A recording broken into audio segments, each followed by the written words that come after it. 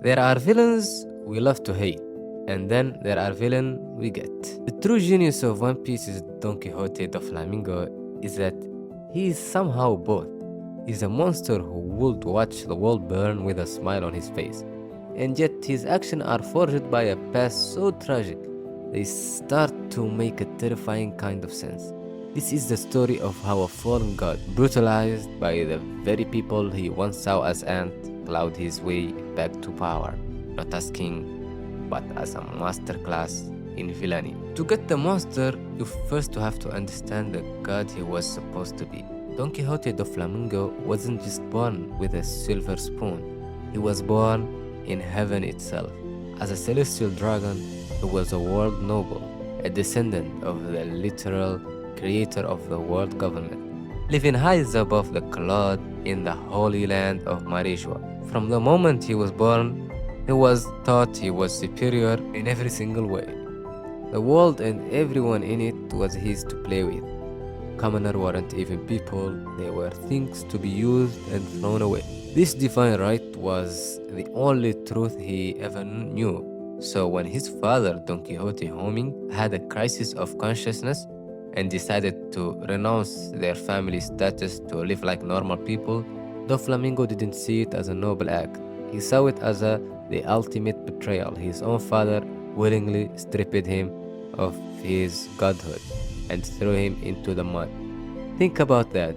It's not just about losing his privileges, his entire reality was shattered by the one person who was supposed to protect it. And that's the core of who he is, a boy who still believes he's a god just trapped in the body of a mortal. But the world Homing dragged his families into, it wasn't kind.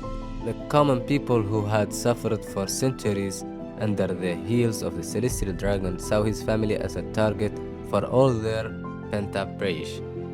They didn't see a man trying to do the right thing or his innocent kids. They saw walking symbols of their opposition. The Don Quixote family was hunted, starved, and tortured. For a child like Doflamingo who had only ever known absolute power, this was a nightmare he couldn't comprehend. He went from being a god to being a prey. His mother died from sickness in a filthy hovel, a death he put squarely on his father. Foolish ideal. The real breaking point, though, came when his father, and his brother were captured, tied to a wall, and nearly burned alive by a mob.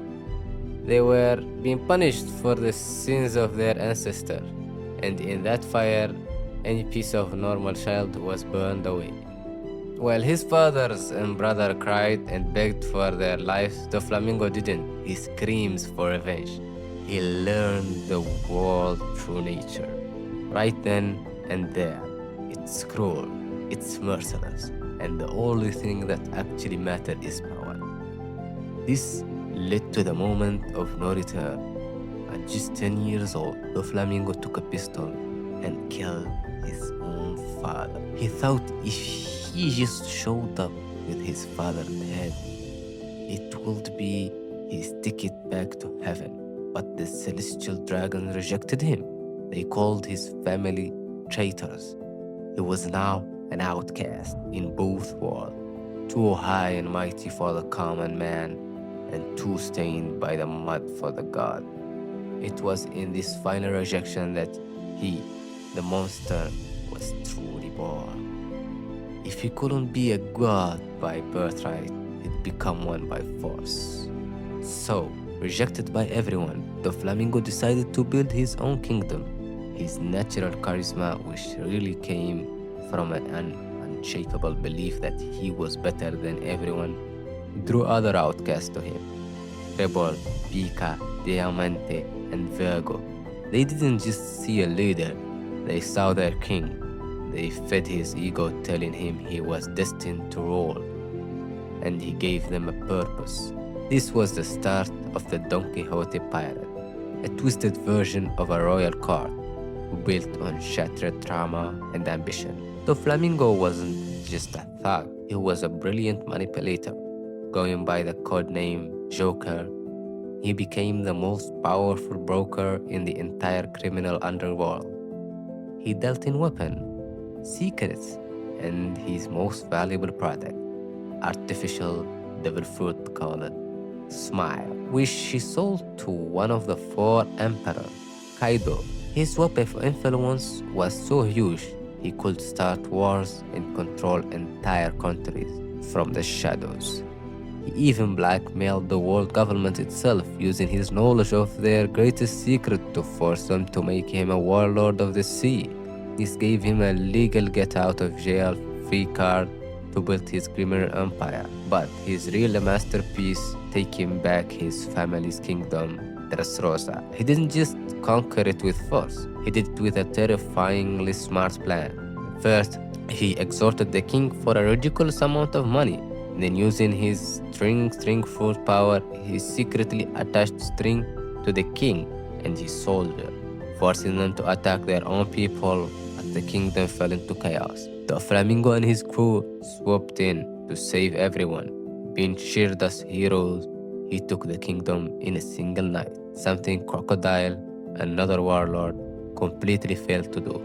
On the surface, Dressrosa looked like a paradise, but underneath, it was a nation built on lies and slavery. The thing that makes Don Quixote de Flamingo so damn compelling is that he's not some one-dimensional bad guy. He's full of contradictions. He hates the world noble for their arrogance, but his entire philosophy is built on that same sense of entitlement. His biggest obsession is family. After losing his mother and killing his father, his pirate crew was the only family he had left. And he showed them a genuine, if twisted kind of care. He'd protect them, and he would fly into a rage if anyone hurt his top officers. This selective empathy is what makes him so scary. He is capable of something like love, but it's a possessive, selfish love, reserved only for those who gives him their absolute loyalty. And for everyone else, he feels nothing but contempt. His power, his string fruit, is the perfect metaphor for who he is. He sees people as puppets, literal things for him to control with his string. He loves watching them panic and despair because it's reaffirm his own superiority by controlling them. He proves to himself that he is still the god he was born to be. You see this perfectly in his relationship with his younger brother, Rosinante, who you might know as Corazon. He loved his brother, but the second he found out Rosinante was a marine spy, he killed him, no hesitation. For Doflamingo, betrayal is a one unforgivable sin because it's a direct challenge to his absolute authority. The Flamingo complexity is a huge reason why he's such a fan-favorite villain. But what do you think? Does his tragic past makes you feel for him, or does it just make his evil that much more chilling? Let me know your thought down in the comment.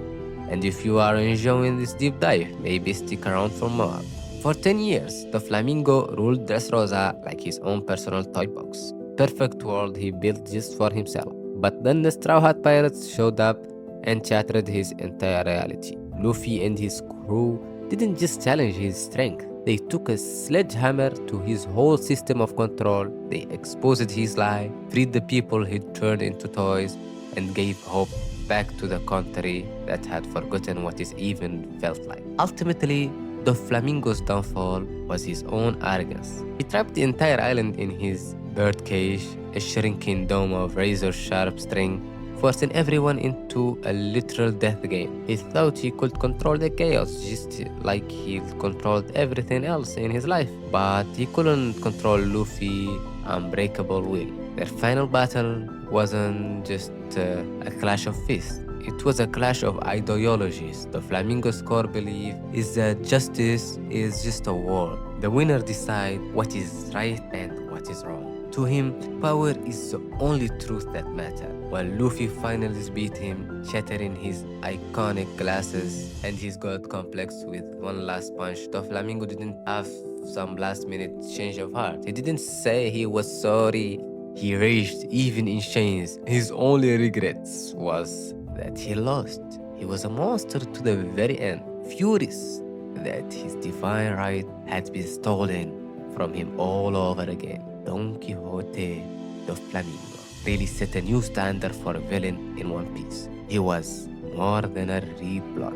He was a psychological and ideological war. His backstory doesn't excuse his action, but it explains them, creating a villain who is both horrifying and terrifyingly believable. He's a fallen god who crawled his way out of hell, not for redemption, but to drag the rest of the world down there with him. And that is a mark of a masterclass villain. The Flamingo's journeys from the fallen god to the king of the underworld is a chilling look at how trauma can twist someone into a monster. He's a villain completely defined by what is taken from him and what has brutally took back.